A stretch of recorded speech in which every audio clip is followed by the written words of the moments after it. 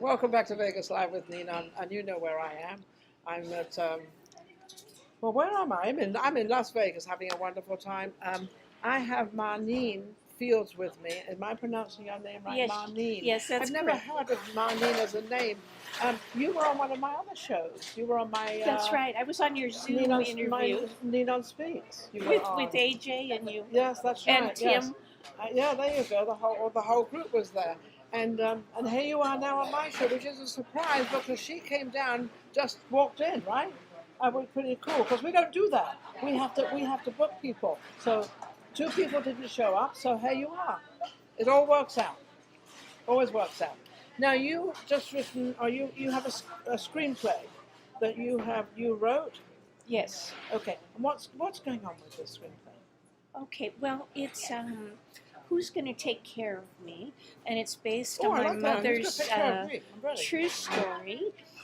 Ruby Marie Ferris Fields, and it's one. I have several award-winning screenplays and award-winning music compositions also. Really? Yes, and my mom's birthday is November 26th. Okay, so So she just I, had that. yeah, so I especially wanted to mention the screenplay that I've written that's won a lot of awards. She had a breakdown, and she went missing for nearly 10 years. Your With mother? my mother, yes. With That's not very cool. no, it was very sad, very That was horrible. serious. Yeah. Did she have dementia or anything? Well, she had a surgery where they removed a very large grapefruit-sized tumor from her abdomen, and she was 54, and she lost consciousness on the operating table, and she basically lost her mind, and she didn't know I was her daughter. So was that? Did they touch a nerve or something? It sounds like it. All I know is that they had to pump her heart to bring her back to life, Which and they did. yeah, they did, and she was missing just about 10 years. She ran away from the family. She mentioned she didn't have her mind. It took me 6 months to find her through missing persons, but then she wouldn't come home. She was living in a homeless shelter. And it wasn't until those 6 months that we found out that they were saying that it was now schizophrenia, Alzheimer, and dementia. All at one time. All at one time. And Oh. so she didn't know my mom for 10 years. And she didn't know to get on medication. She couldn't comprehend anything. She basically sat on a curb and Was vegetated. this all done? She was perfect before she went into the That's right. hospital. That's So this was absolutely all done from the operation. So be careful when you go, what hospital you go into and what you do, because this is a very, very sad story. I've never had a story like this. Yeah, Somebody missing. this is her story, and that's why it's winning so many awards. And I'm trying yeah, to. because I it's a hope true to story. sell it in 2022 to do something for the mentally ill who are homeless and their families worldwide, because it is just amazing that my mother ever even survived. Did you know where your mother was at all times? No, that's just it. I didn't know where she was for 6 months till she tried to use her driver's license. So I went. She had hitchhiked from California to Oregon, and I found her in Oregon. I went up to bring her home. She wouldn't come home because she was, issues with my dad and the loss of her mind and everything.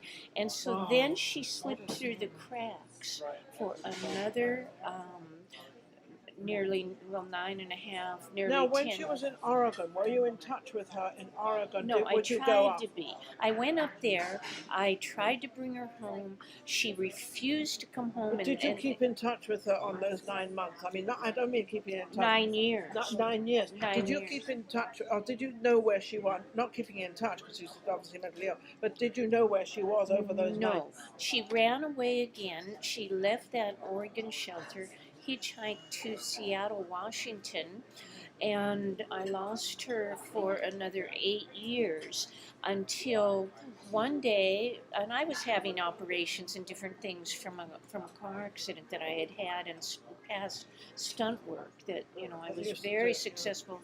I was one of Hollywood's top stunt women in the 70s and 80s. Wow.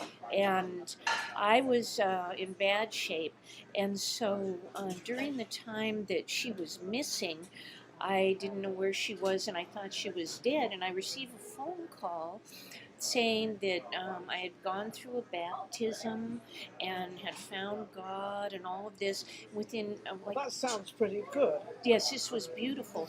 Yeah. 2 weeks of my baptism.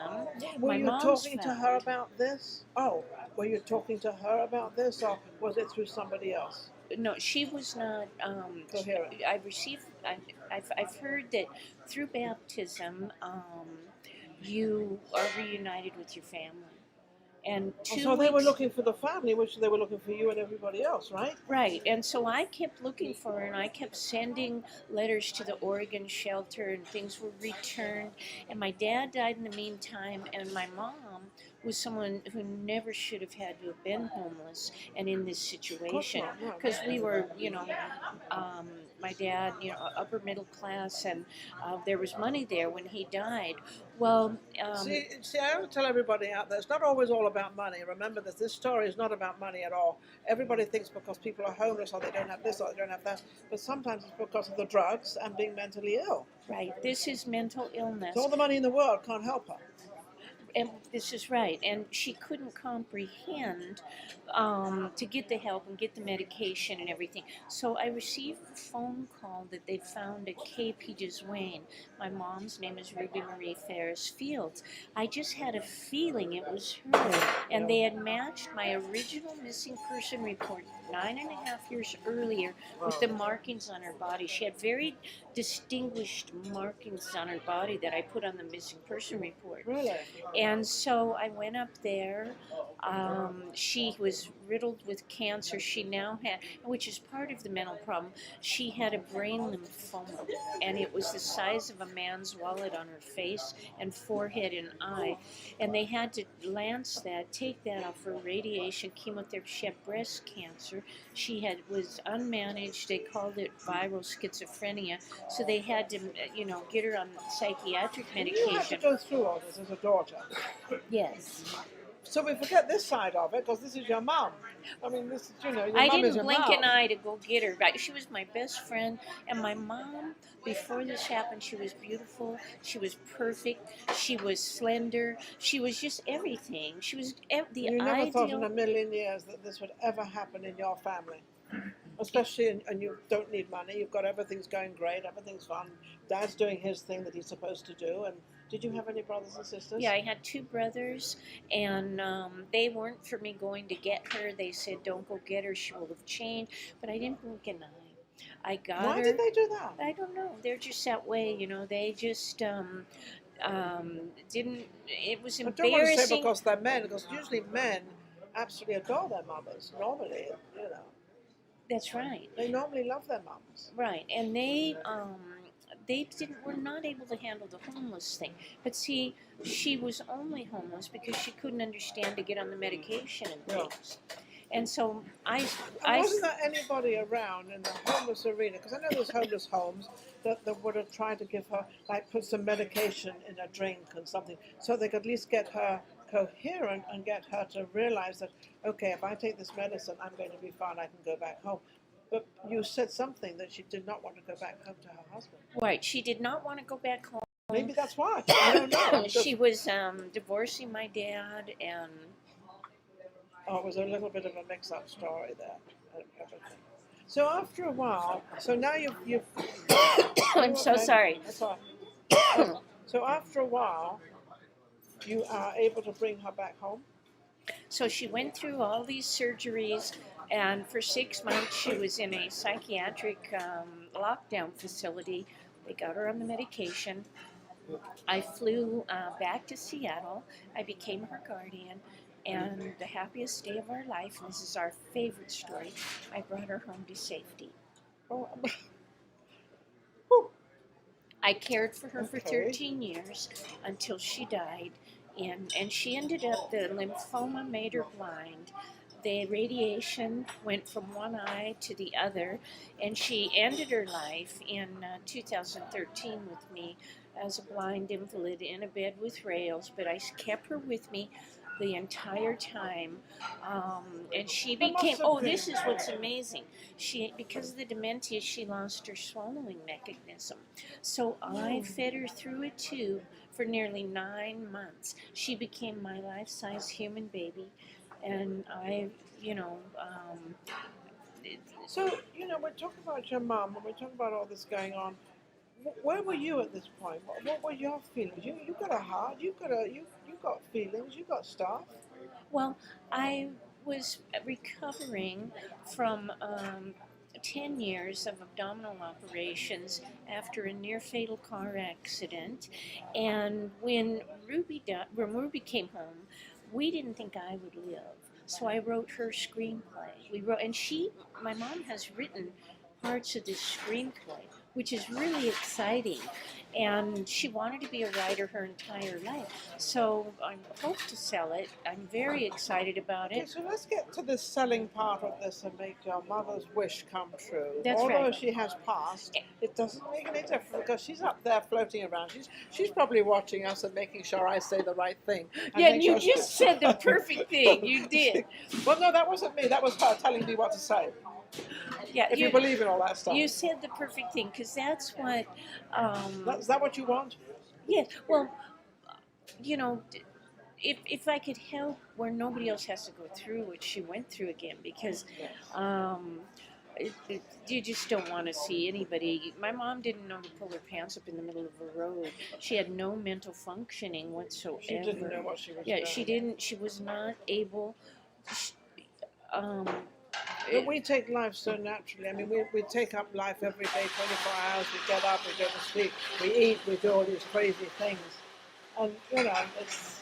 It was so great when she came home.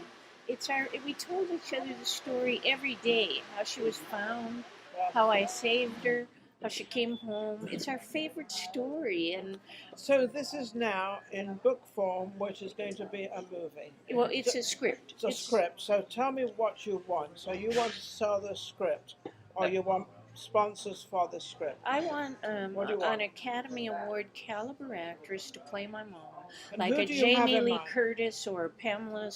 Jamie Sue Lee Martin. Curtis. Yeah, that's the look. See, my mom was Who else do you tall want? and slender, and by this time, she had lost a lot of weight, and so I did stunts and worked with these women in my early career. So you kind of know them. Well, I don't. I haven't seen. I did do Hardy Boy, Nancy Drew Mysteries, and did stunts for Pamela Sue Martin, and she was just amazing back then, and it was so exciting. Those were some of my first jobs, and then I did work on one film with Jamie Lee Curtis, but it has to go through the agents and the managers and the producers. That's not a problem because the story hits itself. The story is amazing. It's not a It matter. is. Oh, she's a great woman, by the way. It was so great. I can tell just by the look on your face. Yeah, it was just wonderful, and So you've got who's going to be your dad, and then who's going to be you? Who do you want? well, I Put the word out there. Who? Jamie Lee Curtis. Hello. She's a great woman, by the way. I know. I would love Pamela Sue Martin Pamela today Sue looks Martin? just like my mom when she was Well, founded. there you are, Pamela. Come on I in. know. I know. I hope It you would see be- this. it I'm would going to be tell my fabulous. producer to get in touch with Pamela. Now, for me, Jamie? they would be, I'm 35 to 45. My mom in the film, she goes 55 to 65, Yeah. 54 to 64, and 34 to 44. So it would be me at 34 to 44. Okay. And I was... Would you want to play yourself? Well, no, I wouldn't. I could maybe play 50s still, but So I you couldn't could, so play. you could play the end part of you. Well, what I'd like to play, if I do play a role, would be the nurse who saved my mom. And she's Oh, still okay. my friend on Facebook. She Okay. saved my mom, and I would like a role in it, because I am been acting for 45 years, and She kind of knows a little something. yeah, right, right. She knows a whole lot. believe And me. I've got a successful book She is out being on the very craft humble. of writing. That, but I would like to play something. It's important. So we'll make sure so that the script is out there. And what was the name of the script again? And I want to also say that the screenplay is a combination of A Beautiful Mind, The Elephant Man, and The Sixth Sense. It's very spiritual and mystical, and then it's got this horrific thing with my mom, which she went through on, with these tumors, this massive brain lymphoma and stuff, and it's called Who's Gonna Take Care of Me? It was a lost and found gem because my mom's name is Ruby. So Who's Gonna Take Care of Me is the Who's name Gonna of the Take script. Care of Me? That's absolutely amazing. How far, and is it completely finished? It's completely finished. It's been pitching. It's had, if you can believe this, it's had 15 reads from major companies. Everyone has sent a note saying this is a very strong project.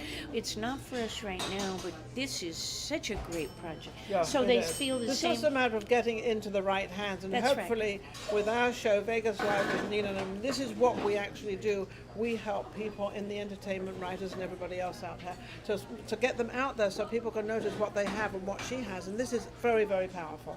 Very powerful. It is mind-blowing, and I've been writing scripts for 20 years, so it's structured just beautifully, and I'm looking forward. I'm getting ready. I'm looking at her. I'm looking at this woman. I'm thinking to myself, what a beautiful heart. Thank you so much. You have a beautiful heart. Thank you. I don't know. Marneen, you are something else. She's absolutely amazing. Now, how can anybody? I'm trying to control myself. Get myself back to. How can people get in touch with you? Through IMDb, and that's just Marneen Fields, Marneen Fields, Fields. That's absolutely amazing. Her story, I think telling this story, and this is not the first time you've told the story, she has to tell this story all the time. That really... Thank you so much. And you are so beautiful. Oh, thank you, sweet. But that's pretty bringing her back into the life again. So you don't forget her at all. You don't forget the story. Because we see homeless people out there, but we don't know who they're attached to. So this woman was out there as a homeless woman, and this is the daughter. But, and I want to just say, if you bring in one person that's been through what my mom's been through, I can't describe to you the blessings. My mom was my miracle seed blessing. And imagine if her story sells, and I would pray when I first brought her home, if I could become a guardian to one, let me become a guardian to millions. It was so powerful that I had done this and the blessings I was feeling. And yes, I would like to do that. Beautiful heart. Funny you should say that, because I was renting a piece of property and this girl was limping around, and apparently she got shot when she was pregnant, and she couldn't talk properly, she couldn't move properly, and she wanted to rent, and I happened to have this little tiny place, and I took her into it, and I said, you can rent this. She just jumped. This woman was so elated. She's jumping up and down. She said, I've never ever had my own place.